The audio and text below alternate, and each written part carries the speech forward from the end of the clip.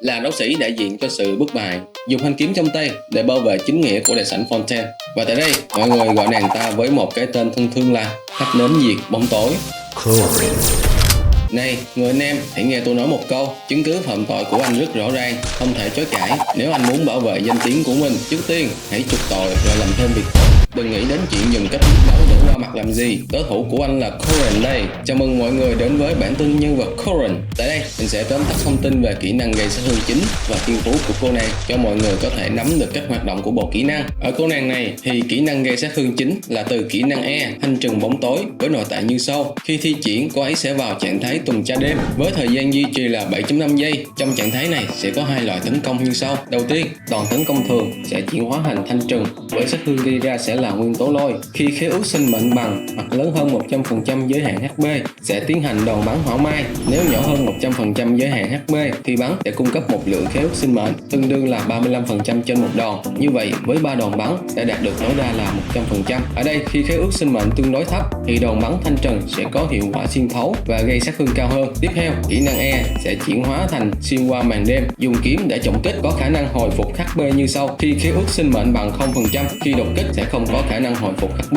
Nếu thấp hơn 100% giới hạn HP, khi đột kích sẽ hồi phục một lượng HP căn cứ vào khế ước sinh mệnh. Mình gọi đây là đột kích bậc 1. Nếu cao hơn hoặc bằng 100% giới hạn HP, khi đột kích sẽ hồi một lượng HP với tỷ lệ cao hơn. Mình gọi đây là đột kích bậc 2. Và khi chúng ta sử dụng đột kích sẽ xóa đi khế ước sinh mệnh hiện tại. Ở đây khi khế ước sinh mệnh tương đối cao thì đòn đột kích sẽ tấn công với phạm vi rộng hơn và sát thương gây ra là cao hơn. Khi trong trạng thái tuần tra đêm, một phần thiên phú thù lao của khế ước của cô nàng đã giúp cho việc tăng thêm khế ước sinh mệnh một cách chủ động là nhận được một lượng trị liệu từ bất kỳ nguồn nào khác. Điều này giúp cho việc chúng ta tích trữ khế ước sinh mệnh được nhanh hơn và sử dụng được đột kích tối ưu hơn. Tuy nhiên, ở thiên phú này chỉ nhận được khế ước sinh mệnh nhưng không thể hồi phục HP theo cách này. Về kỹ năng Quy thì sáng cuối cùng khi thi triển sẽ cung cấp một lượng khế ước sinh mệnh dựa trên giới hạn HP và đòn tấn công này sẽ gây ra sát thương phạm vi nguyên tố lôi. Về thiên phú của cô nàng, đầu tiên chúng ta có ngọn lửa xua bóng tối. Khi nhân vật trong đội kích hoạt phản ứng nguyên tố lôi sẽ căn cứ vào 20% tấn công của cô nàng để tăng sát thương nguyên tố lôi từ tấn công thường và kỹ năng Quy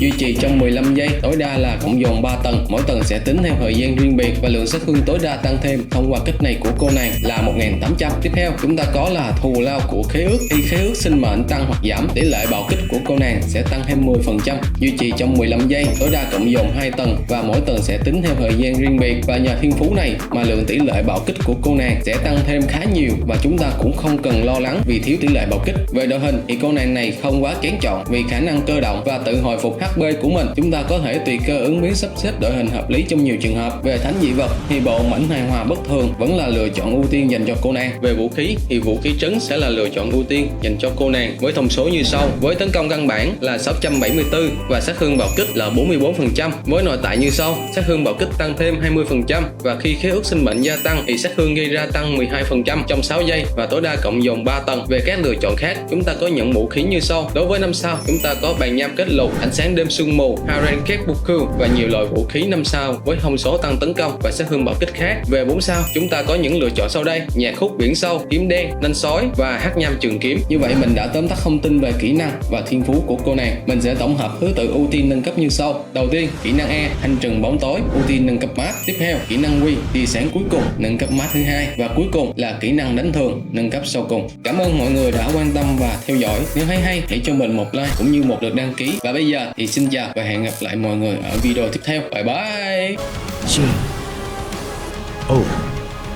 This news. Gunfire. Final. Appeared.